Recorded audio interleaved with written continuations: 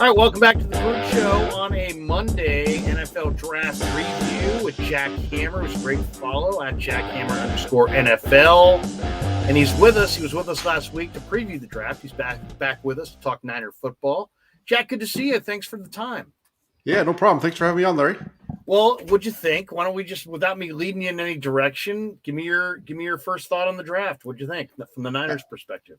I thought they did a pretty good job of addressing their needs. They came in with a need to address the interior of the offensive line. I felt they did that. Same thing with edge. I was a little surprised that they were able to get one. They went so early with it, but I think that's a good pick as well. They did a really good job between their draft picks and their undrafted free agents of filling their needs and adding depth to this roster for 2022 and beyond. Yeah, I liked it as well. I thought it was a good draft. Now, I know there would be people who would be critical of it, and I get it. I mean, and nobody really knows. Let's be honest. If you went back and did the autopsy on past NFL drafts, you're going to find that guys fail for any number of reasons. Sometimes it's their body, sometimes it's their scheme fit, sometimes it's their character, sometimes it's a numbers game.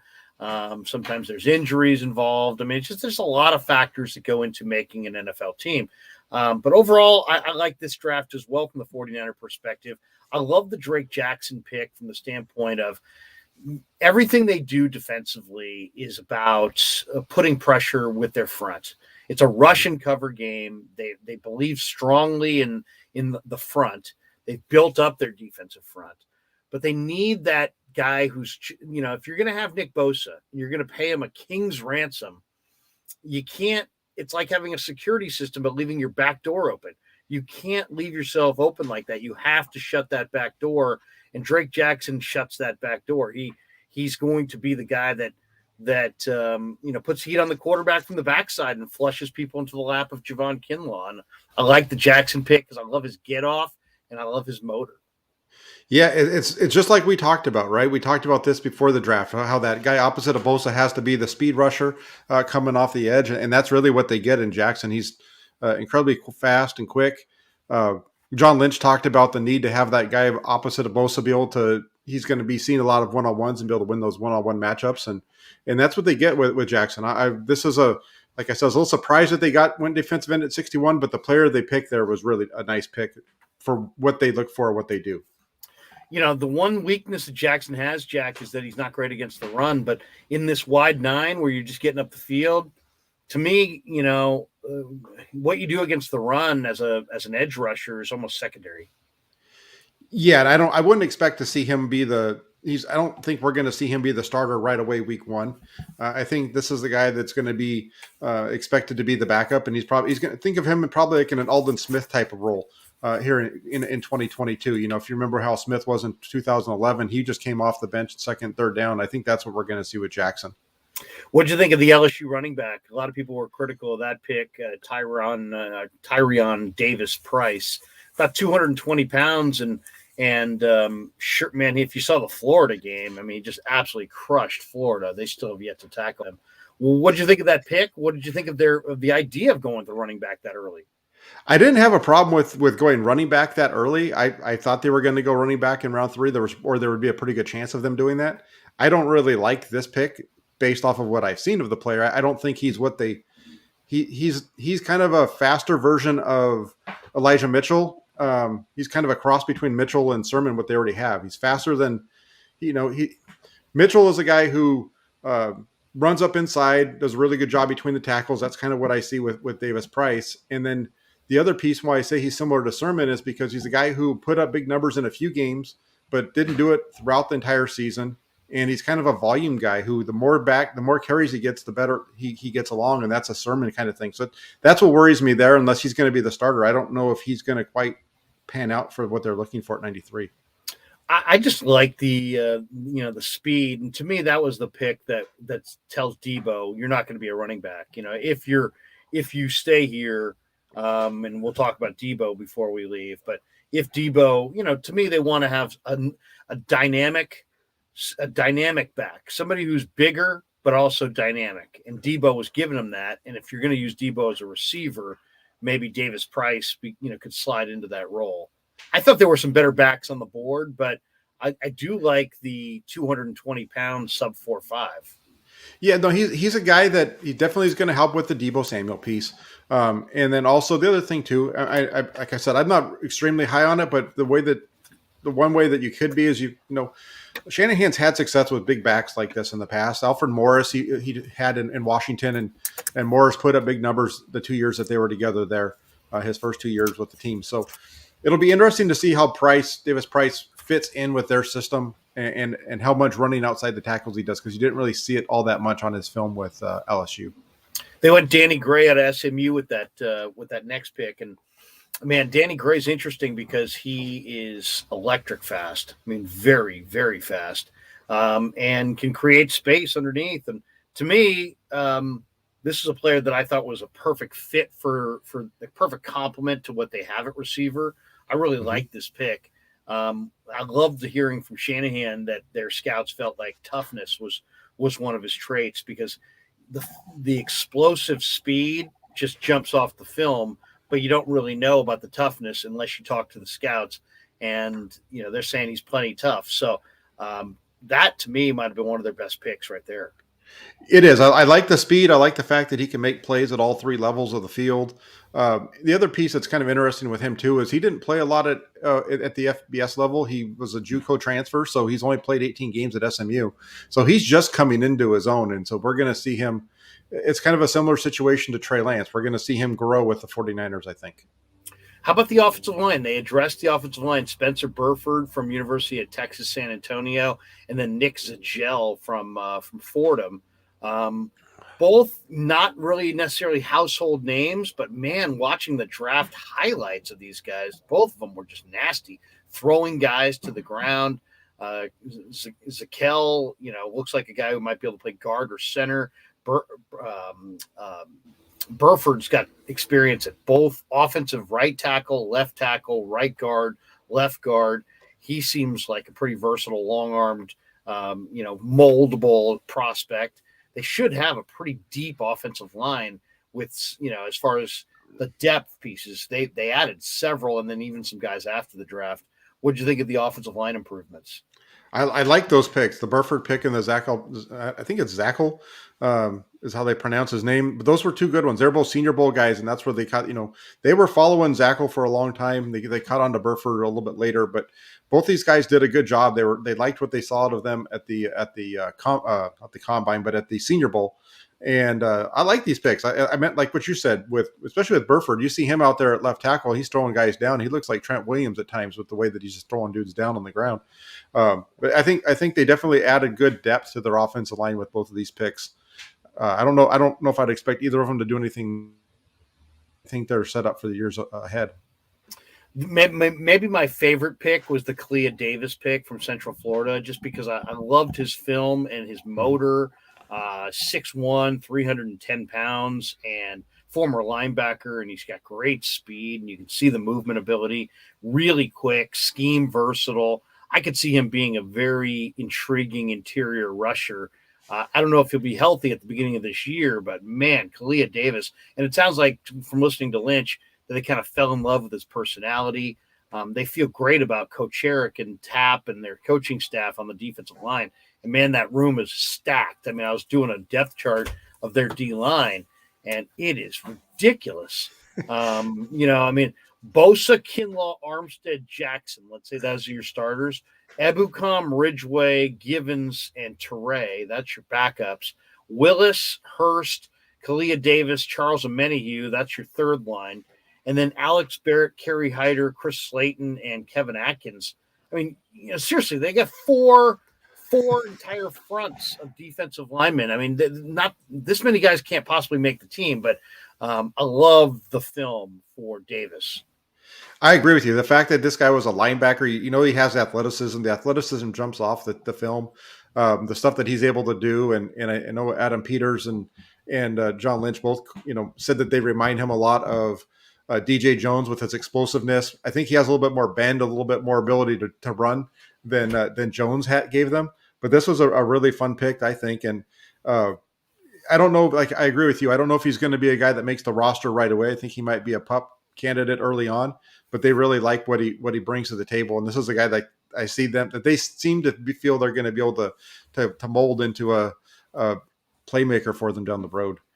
How about the Penn State kid? That seemed like great value. I mean, 6'1", 197, ran 4.38. Lynch said afterwards that the Penn State coaches were raving about him. I saw some of his film from the Senior Bowl. I mean, he's stride for stride mirroring the top receivers in the land, basically up and down the field during the practices. I know there's some people that don't think he's that his future's at corner. Some people think he's going to transition to safety. But either way, I mean, the way you have to cover in today's NFL, you need coverage guys all over the field. You need cover guys on the outside. You need cover guys in the slot. You need nickel guys. You need somebody who can, safeties that can cover in the deep third of the field, especially if you run a lot of cover 3. So to me, the coverage ability is really, the size, speed, and the coaching, that program at that point in the draft. I thought that was great value. What did you think of Tariq Castro-Fields in that selection? Yeah, that I agree with you. Both the Davis pick, the Fields pick, and even Purdy on the 7th. Like once they got into round 4 and beyond, you started to see them. I felt go best player available plus a little bit of fit. And Castro Fields is a guy who wasn't expected to be on the board there at 221. And his athletic score was off the charts. It was one of the higher of the weekend. I think it was like 975 or something like that out of a possible 100. So this is a guy who has all the physical tools. It's just a matter of him putting it together. And 49ers have been looking at him for a while. They thought he was going to come out a couple of years ago. Last year he stayed in school because of injuries and came back. So he's got the physical ability. Now he needs to put it together in terms of, putting up the numbers with interceptions and things like that. A lot of people were critical of Samuel Womack, the corner from Toledo, because they looked at the rankings and they saw undrafted free agent. But man, I mean, when you start digging deep into this player, there weren't tons of highlights to watch, but I saw an interview. Very cocky player. And then you look at him and you're like, wait a second, he's got good ball skills. Then you read his story and he was a walk-on in 2017 and then emerged as the captain and an all-league player who's one of the best players in the country at breaking up passes. Like not an elite player against the run, but a lockdown press man corner who can play a little zone as well, physical, cocky, good ball skills, probably more of a nickelback when you factor in the size. But I like the pick of Samuel Womack. I think the match unrated conference. And, to me, if you have the demeanor and you have the quickness and the agility and the raw skills, the speed, then it's a matter of, what does your tape look like? This is an all-conference corner. I like this. I know there's a lot of people saying, well, they were higher-rated guys. Yeah, but you know what? I mean, once you get to the 5th round, it's all beauty in the eye of the beholder, and you got to kind of trust your road scout a little bit who, according to what I heard, was banging the table loudly for Womack. So give me your rundown on Sammy Womack.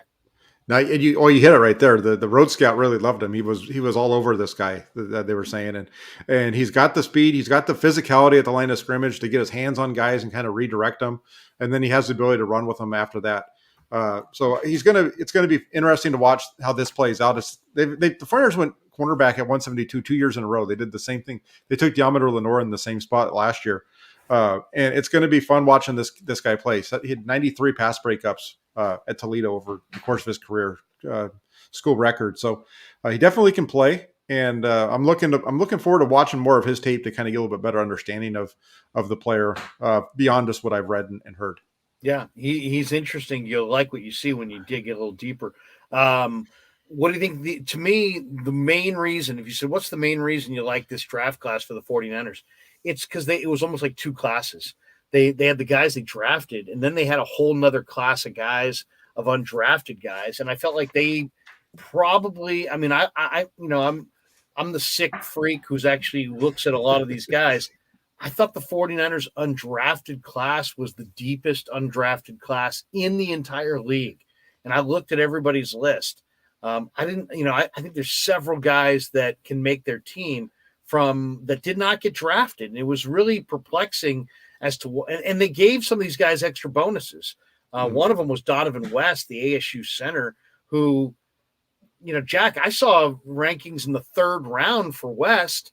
They paid him, I believe, 100,000 guaranteed, and gave him a signing bonus to get in front of other teams. To me, the Donovan West undrafted free agent edition is a really, really nice pickup.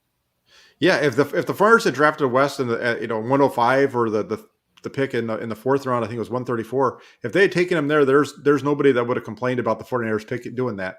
And so to get him after the draft like they did, that's a really nice pickup that I see. Just a really good offensive lineman that's played a lot of snaps at Arizona State and doesn't give up sacks or pressures or anything. He's just a really solid, especially against the pass. I'm looking forward to watching him this season. It's funny. It's like when you look at the 49ers in the offensive line, Trent Williams, let's say left to right, Trent Williams, Aaron Banks, Daniel Brunskill, maybe McKivitz, maybe McGlinchey. So that means your backups are Jalen Moore and Jake Brendel. So you add the kid from Fordham, you add the kid from Texas San Antonio, you still have Justin School. Then after the draft, they signed Donovan West. They also got a kid from Michigan named Sam Schluter and Jason Poe. And Poe's interesting because Poe's a small guy as far as height. He's a short guy, and I don't even know if he's going to be an offensive lineman or if he's a fullback. But you're talking about one of the more athletic guys at that size. I got to think Jason Poe somehow makes this football team, and I don't know if it's a center, guard, H-back, backup, fullback, but he's pretty damn explosive and athletic at that size.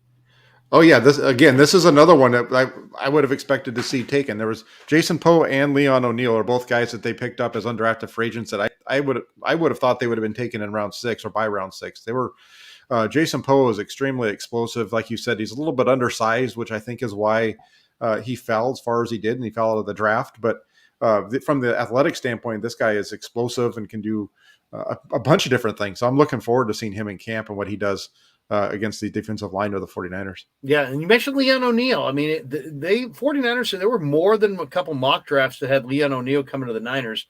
There were quotes from Leon O'Neal talking about how impressed he was in, when he met the 49er executives along the pre-draft trail. So he clearly wanted to be here. What'd you think of the fact that the 49ers didn't really go safety? They have Jimmy Ward, they have Hufanga, they just signed George Odom from the Colts, who they like a lot. Kyle Shanahan was talking up Tarvarius Moore, and then who knows, maybe Tariq Castro Fields' futures at safety. Leon O'Neal, though, to me is a guy that I think makes this football team. He's got prototypical NFL size, and if you watch him, I think you see a guy who is a better football player than a testing athlete. Yeah, I agree. This is a guy who, again, he should have been drafted, and 49er fans have been talking about Leon O'Neal for throughout this draft process. And so the fact that they were able to pick him up after the draft, again, this is a guy, when you look at his scouting report, it reads like Jaquoski Tart, and they're able to get him as an undrafted free agent. This is a really nice pickup. Yeah.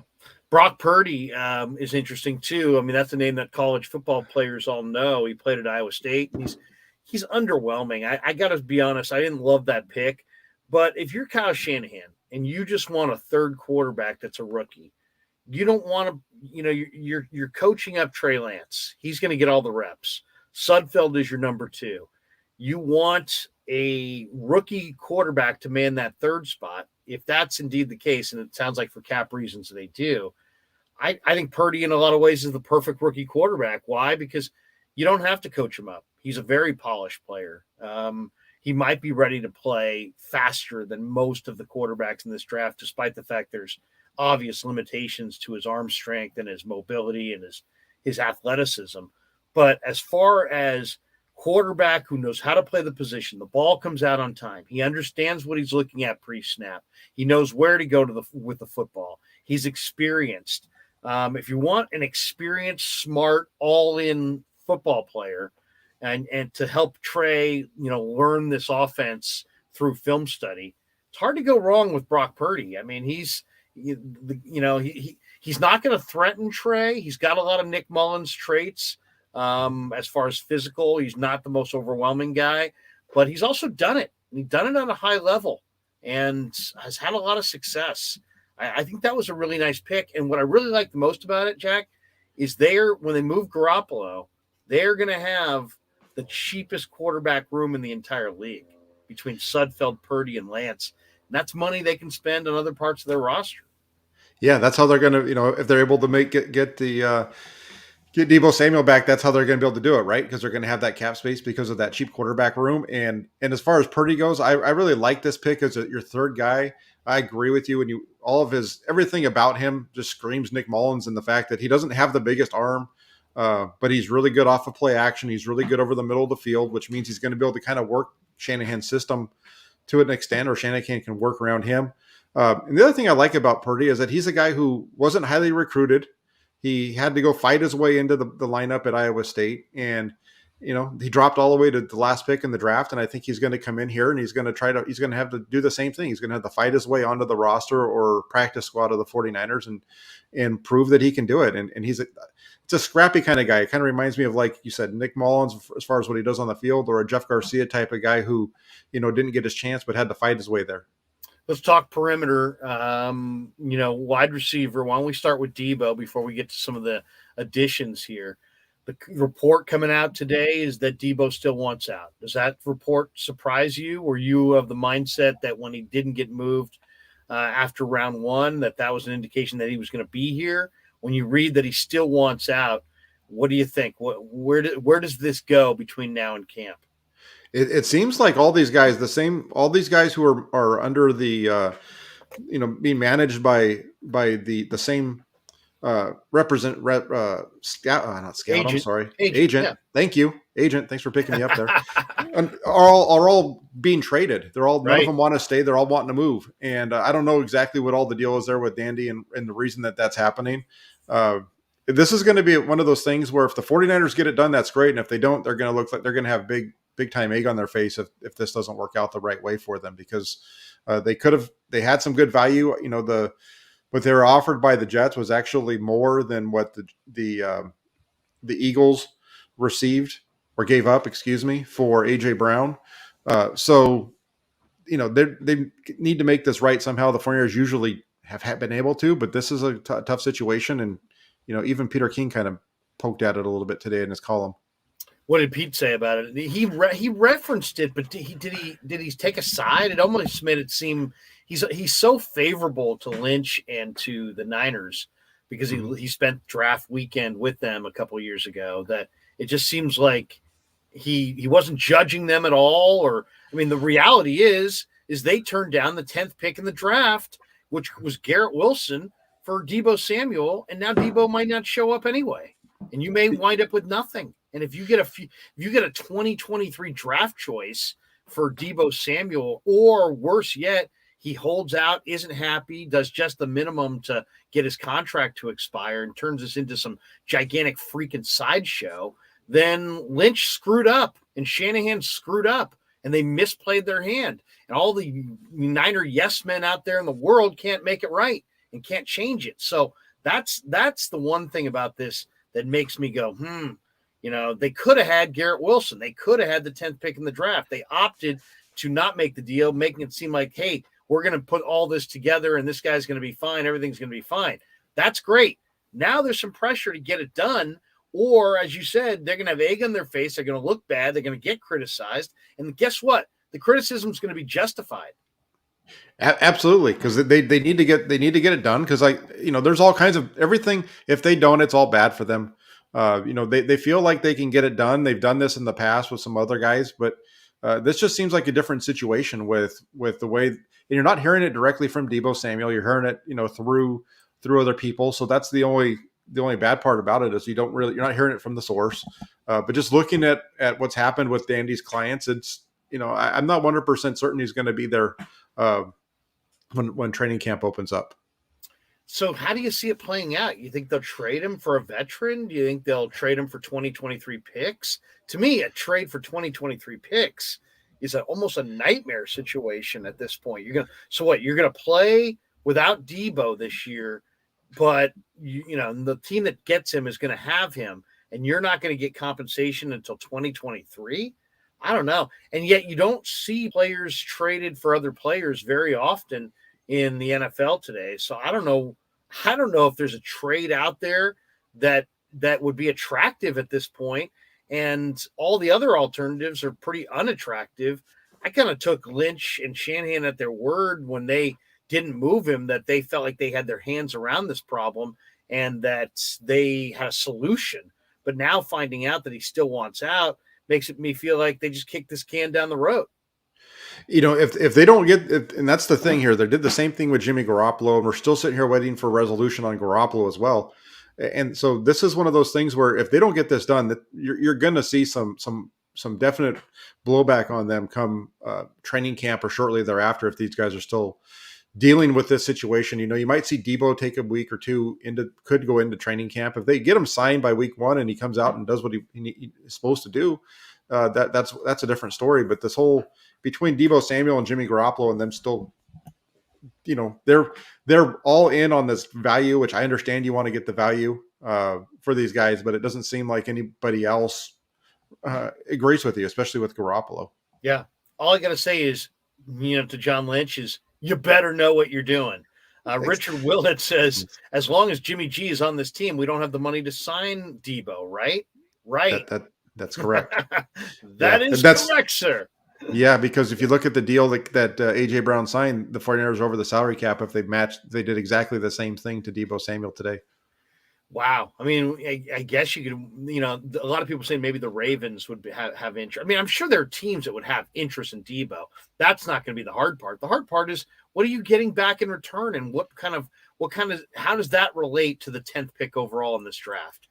Something tells me that it's not going to be higher. But I also agree with that person's assessment and our assessment that Garoppolo has to come first. So coming out of this draft, Carolina got Matt Corral. So would you say the Texans would be in the lead for Garoppolo in this pursuit that isn't a pursuit that nobody wants to actually, this quarterback that nobody actually wants to pursue? Who's not going to pursue him the most? Well, I mean, you know what I'm saying? It's like, who's up next? Now, wouldn't you say Carolina with Corral is kind of out of the Garoppolo sweepstakes? It depends. Do the Panthers feel like, does the coach in Carolina, is he safe if they go out there and put up another 5-win season? Right. And so if you go out there with Matt Corral and Sam Darnold, you're not going to win more than 5 games. They don't have the quarterback play out there. That's kind of the reason why I feel like Garoppolo still will line there. But it's going to be something that's going to happen later on towards, into July, when he finally can start to throw again and he can show that he can, that's when you'll see him get moved. And I think Carolina would be the most likely landing spot. Houston would be the second one if he is going to get anywhere. What do you think of the New York Giants as a spot? They didn't give Danny Dimes a 5th-year option. They didn't exercise it, right? So they seem like, it's New York. It's one of the iconic franchises in the sport. They don't seem like they're going anywhere at quarterback.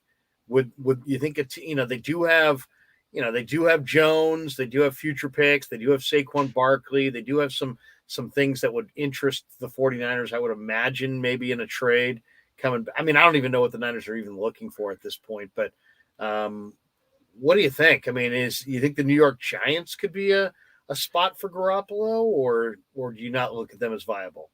No, they could be a landing spot because of, like you said, the Daniel Jones thing. I don't know how high they are on the backup quarterback that they signed from Houston either.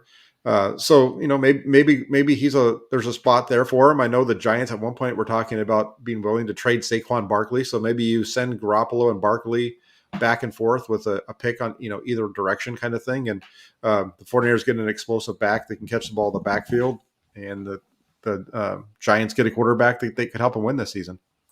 Interesting comment in the chat from Tom Jensen. He says Baltimore, the Ravens' top picks are players the Niners would want. Kyle Hamilton, the Notre Dame safety, the Niners would want him. I agree. Tyler Linderbaum, the Iowa center, the 49ers would want him. I agree with that. David Ajabo. Niners love their pass rushers, and this guy's probably redshirting this year. He's got the kind of talent where that would make me interested. What do you think of the Ravens as a Deebo landing spot? I mean, I haven't really scoured their roster. They've got Rashad Bateman. They just traded Hollywood Brown. Man, Rashad Bateman and Deebo right there would be pretty intriguing. Maybe Bateman would be coming to the Niners. I don't know, but what do you think of a trade involving Deebo to the Ravens in some combination of players that they just drafted? Would you take Kyle Hamilton and Tyler Linderbaum and David Ajabo? Would you take those three guys and say, here's Deebo? Is that fair value? Is that too much? Is that too little? How would you if that were the deal? If it was Hamilton, Linderbaum, and Ajabo to the Niners for Deebo, would you make that trade? Oh yeah, I would make that trade if it was just Hamilton and Linderbaum for Deebo. Those are two guys that fit exactly what the 49ers need. A center right now that could start for him this year if necessary, and a safety that could start for him right away as well. For Deebo Samuel, that would be a really good move, and it saves him some money as well. And it's going to be a little bit expensive in terms of they're both first round draft picks, so the money's a little bit higher for first round draft picks, but compared to what they would have to pay Deebo Samuel, it's a long term win for the 49ers. Yeah, why Big Jordan says the Ravens are not trading players they just drafted. Hey, Big Jordan? History tells us you're right. But who knows? Jimmy's probably going to go somewhere if he's not released, and Deebo sounds like he's going somewhere as well, and we know he's not going to be released, and the Ravens could be a landing spot. All right, let's talk about the receiver outside of Deebo. They have Deebo, they have Ayuk, they have Jawan Jennings. They drafted Danny Gray, who's a speedster. They also signed Ray McLeod. They signed Marcus Johnson and Malik Turner. They have Austin Mack. They still have Keyshawn Johnson, the former Arizona Cardinal, former Stanford Cardinal. Connor Weddington's there. But, man, I love the Danny Gray pickup, but I really love the undrafted free agents they got at wide receiver. Tay Martin, big play Tay from Oak State. Man, I watched a ton of Oak State this year. He single-handedly beat Notre Dame at the end of the year. He was awesome in the bowl game. He was awesome in the Big 12 title game. Tay Martin played at Wazoo, transferred to Oak State because he thought they were going to cancel Pac-12 football due to the pandemic. He switches offenses, goes to Oak State, becomes their star, and was great there this year. And he's 6'3", plucks the ball with his hands, kind of sinewy strong. I think Tay Martin is a steal. I think he is an absolute steal as an undrafted free agent. He made plays down the field against some of the best defenses in college football. I love the Tay Martin addition. Give me your thought on Tay Martin or the other guy they also drafted. They got Kenny Pickett's deep threat, Tazier Mack. That's what I was going to say. That it got Mack as well, and Mack was, like you just said, he was Kenny Pickett's one of his go-to guys down the field. So again, just really good depth that the 49ers were able to pick up through this draft. It's going to be the position battles in camp this year are just going to be incredible to watch how tight this group is. It's at wide receiver along the offense. I'm looking forward to watching the offensive line, defensive line battles just because of who they've picked up and everything. But Martin's a big time guy. Mack is as well. And they definitely added a speed element to their offense. And with the quarterback that they have with Trey Lance, they're going to need it because the ball's going down the field. Yeah. Yeah. And you know what I love about Tay Martin and Tazier Mack is that they got ball skills. So you better be able to catch the ball.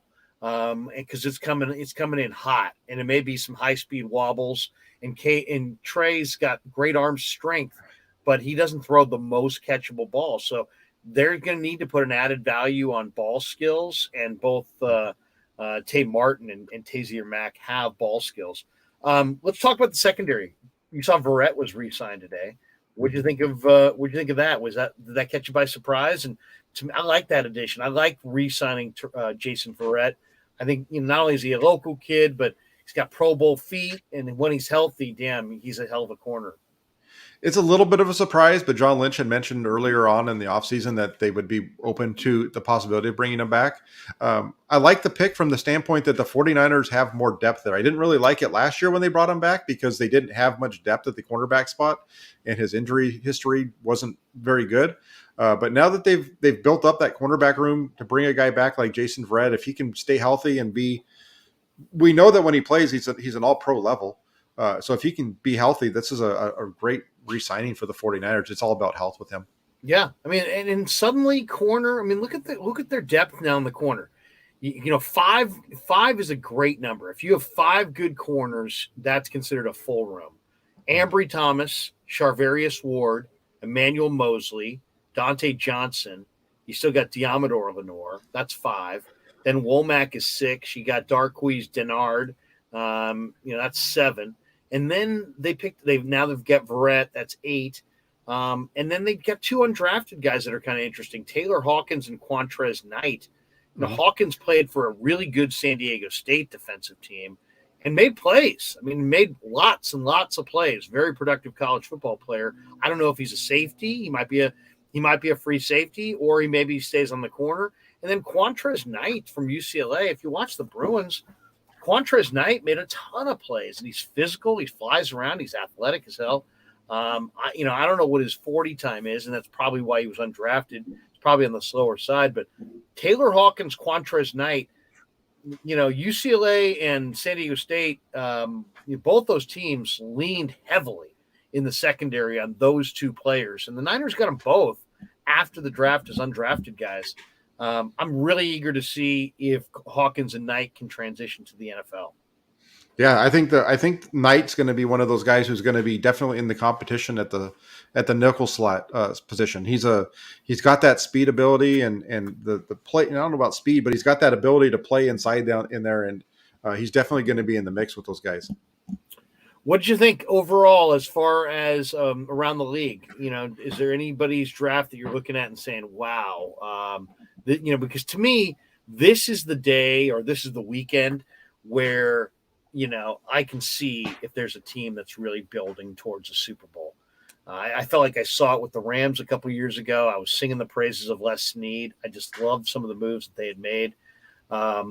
Eric DeCosta always does a great job.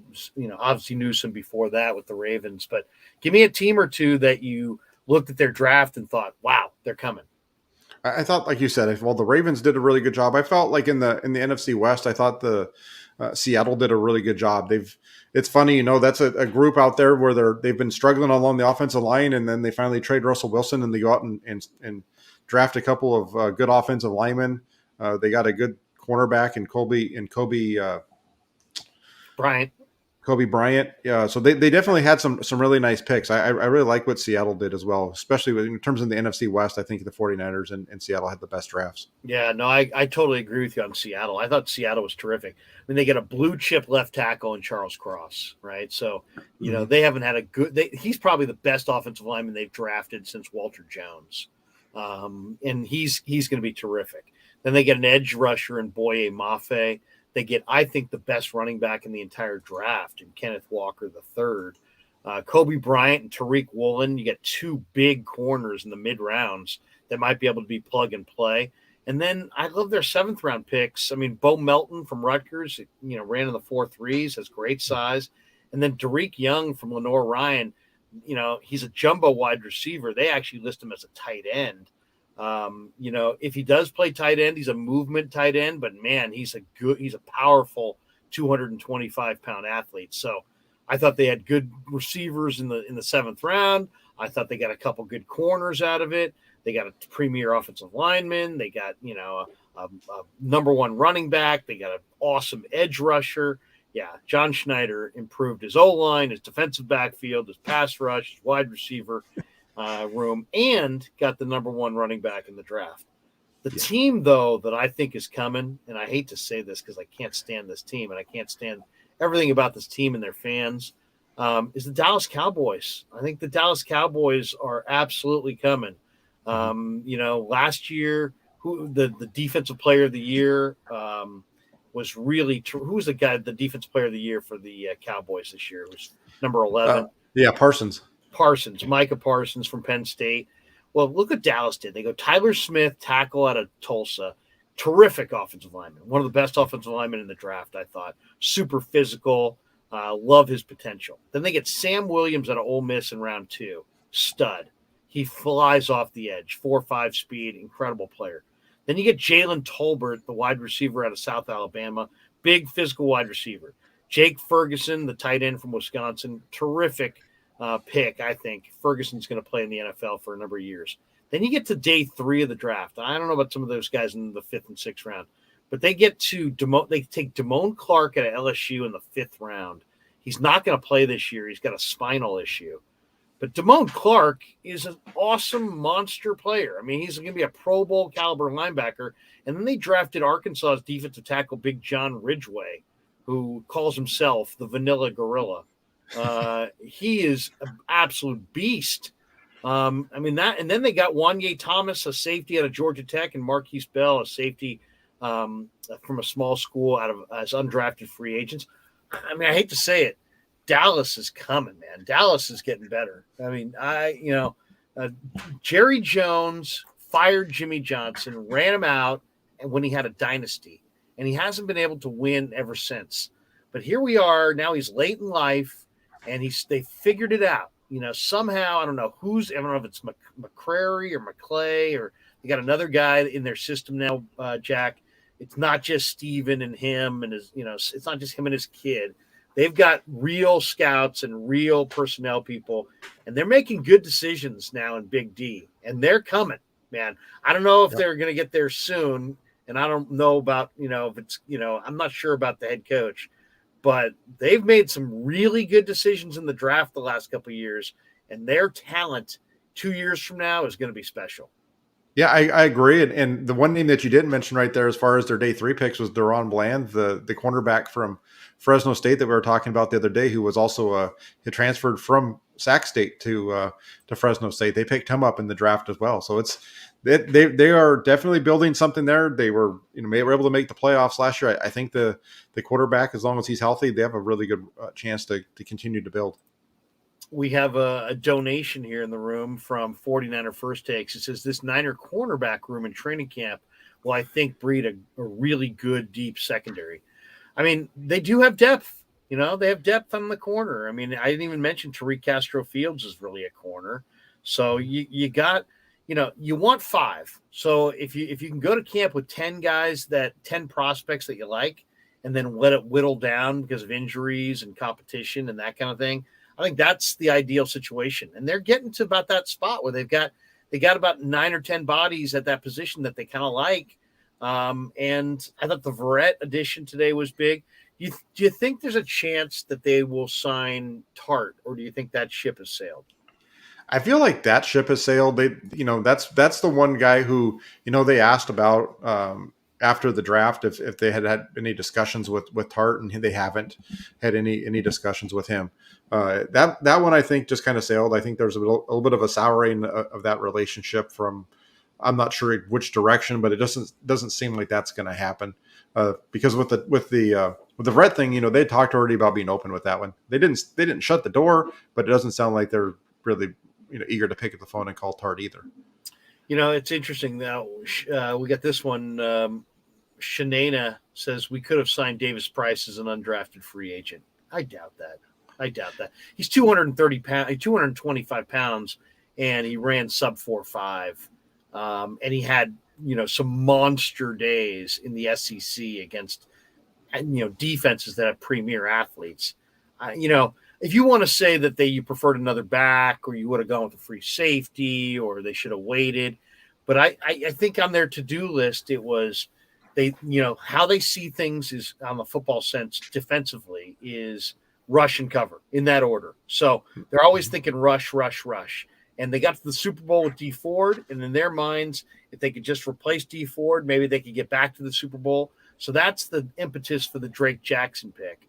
But then Davis Price, I think this is the pick, Jack, that tells Deebo, hey, look, we got you. We understand. You don't want to be used as a running back a ton because it's gonna limit your shelf life and shorten your career. So we've drafted Davis Price because now we needed a dynamic mover at 220 pounds in the backfield. And since we're committed to using you more as a receiver, we'll use this guy in our rotation as a back. I look at the Davis Price thing as the pick that's made to try to make Deebo feel comfortable to come back and sign. Yeah, I can see that, and that's part of it because they need to have that they needed some depth there. That's part of the reason also why Deebo Samuel was running the ball so much, is they just really didn't have much depth at the running back spot towards the second half of the year.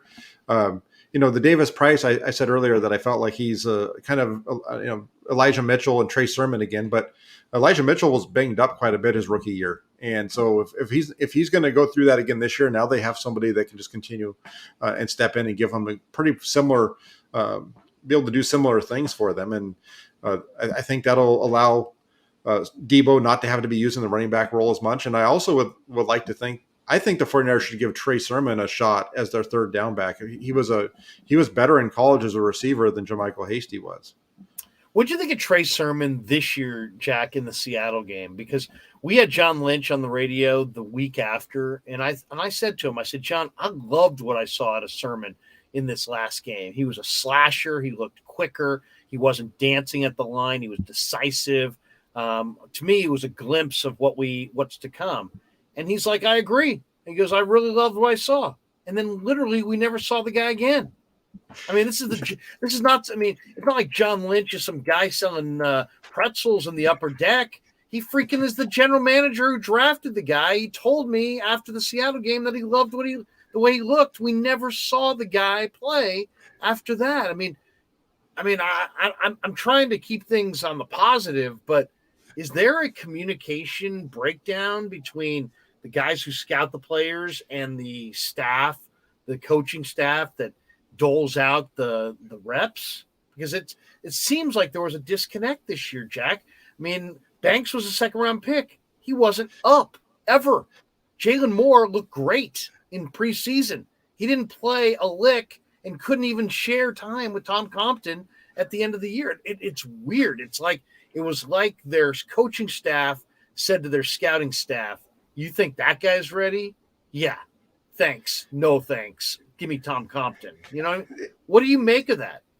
What I make of it is that Kyle Shanahan and his coaching staff, they are quick to give up on young guys, especially in year one, if they struggle or do something, because we saw that not only with that, we also saw it with Diamador Lenore. Remember, he's the guy who started for them in week 2, had a decent game against Philadelphia. At week 3, he kind of gets thrown in there at the end because of injury, gives up a couple of bad completions, and you never see him again. He did the same exact thing with him. He played a couple of games early in the season, and you didn't see him until for the rest of the year, other than maybe on some special teams coverages. So I definitely think there's something to the 49ers coaching staff doesn't like playing young guys, especially if they show issues. And I think that's part of what we saw play out with Trey Lance as well, and why he was held back. BV50 says, Krug, what are your takes on the O-line picks? Well, we already kind of covered it, but I like the O-line. I thought that, first of all, they added 5 bodies to that room. So you've got Williams, Banks, Brunskill, McKivitz, McGlinchey, Jalen Moore, Jake Brendel, Justin School right now. And they added 2 draft picks and 3 guys after the draft. West, we already covered, could have been a third-round pick, was a third-round pick in some people's minds, and they got him after the draft. They gave him a $100,000 bonus, I believe, or guaranteed a certain portion of it to beat out other clubs to bring Donovan West, to lure him here. I like the additions to the offensive line because more than anything, Jack, they needed numbers and they needed more quality depth. And just better, the more they have so much competition on that D line, Jack, that it's like, as you're sitting here in April, that the 49ers are going to get good play out of their D line. How do you know that? Well, there's so many guys competing for so few spots that somebody's going to have to emerge. That means the competition is going to be fierce in July. Come July and August. That D-line competition in Ninerland is going to be fierce. The O-line was looking like it wasn't nearly as fierce of a competition. Now at least they inject some young talent into the room. They still need to be coached up. I don't see a plug-and-play player there on that offensive line. They're probably still going to have to lean on either Banks or Jalen Moore. So we're going to find out. What do you think of the 49er offensive line coaches and their ability to coach up a young group? Because now that's exactly what they have. They got Trent Williams, but other than Trent Williams and Mike McGlinchey, who's a veteran, it's pretty much a young group of guys across the board. It is. I think they can do a decent job of coaching them up. They won a bunch of games in 2019 with Justin School, who nobody really thought a whole lot about because Joe Staley got hurt and School had to start there over at left tackle. And they've shown the ability to win games. They did it this season with Colton McKivitz against the Rams in Week 18 to make it to the playoffs, having to fill in for Williams. So I think they're going to be okay with that. I think the other thing to keep an eye on is everybody's kind of writing off Alex Mack, and the 49ers haven't said that he's not coming back. They just said they're going to let him be the guy that says what's happening. And do you think he may come back? Well, here's what I keep going back to is what Shanahan said at the end of last season or at the end of the first day of the draft last year, where when he was talking about the whole Mac Jones quarterback situation, he's like, there's a bunch of people just making assumptions, and there was no reason for us to go about correcting them. Let them just keep talking, and we know what we're doing. And in some ways, I've myself written him off and thought that he's not coming back. But the fact that they didn't go center in this draft, possibly that he's going to come back. We'll see what happens, but I don't think the door's quite closed yet. He played. I'll say this: there are some guys that we don't know what they're going to decide, but like football decides for you. We had Ned Gleddy on. We were talking baseball yesterday after the Giants game, and he's like, the league will tell you when it's time to go. I don't think Alex Mack is getting that message from the league. You know what I mean? I think he's still playing at a really pretty high level. I didn't see a guy this year that was like, wow, guy needs to really hang it up. Now, he had some games early on that weren't to the level that we think of him as through the bulk of his career. But I thought he rallied and played really good football down the stretch. And I get, if he wants to come back and play another year, I wouldn't point to the film and say, the film says otherwise, Alex, you're done. You know what I mean? I'd encourage him to come back because I think he's got more football left. It's just he's a family guy, and it's a matter of a family decision. And it's not like, hey, do I want to work another week at wherever USA? I mean, you stay too long in the NFL, and there's consequences for that, and some of them are painful. So you want to get out before with all your faculties, but and get out on your own timetable. But I don't think he embarrassed himself last year. I thought he played at a decent level. What was your evaluation of Mac? I thought other than the games against Green Bay where he had to go up against Kenny Clark, he did pretty well. Yeah. Kenny Clark's tough for anybody to block. So, that's you can't make that too big of a knock on Alex Mack. But for the most part, I felt like he did a good job and did what he was supposed to do. And I think if he comes back for the 49ers in 2022, they're better than if he doesn't. And that gives them the time to get a guy like Zackel up and ready to be the center of the future, or Donovan West to be the center of the future. They have guys now that gives them that ability to kind of bring those guys along like they would a quarterback. And so hopefully that works out for him, because if not, it's going to be a little tough. And Jake Brendel got a lot of love over the weekend as well from John Lynch. Couple last minutes with Jack here before we say goodbye. What do you think as far as JPZ 901 says Krug? What's he asking there? What is D Ford actually retiring?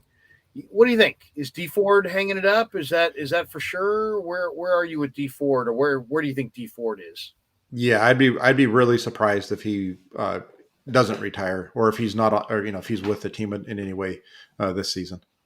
Just because his body's breaking down and that's it. He's not gonna, just can't get it going. Yeah, that back, it's different when it's your back, and he's been dealing with it for really throughout his whole entire career. And it's not, doesn't seem like it's getting better. And I think for the 49ers, with the deal that they did, I think it's likely we see something happen with him after June 1. Well, what do you think, Jack, overall? I mean, I hate the grades thing because who knows, right? But the reason I really like this draft is I like it on numbers. We've named a bunch of guys. Uh-huh. There's a lot of talent they injected into their training camp roster. Now, more than a handful of these guys are undrafted guys, and who knows? They're a little bit of a roll of the dice, a little bit of a crapshoot. But almost every position group on this football team, they have added to their talent base. And I think if you're the 49ers, I think you got to feel good. I think the draft makes me feel good.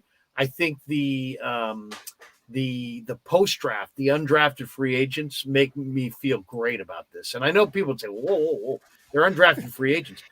oftentimes, guys, I mean, Raheem Mostert, undrafted. Azeez Al-Shaair, undrafted. Nick Mullins, undrafted. Jeff Wilson, undrafted.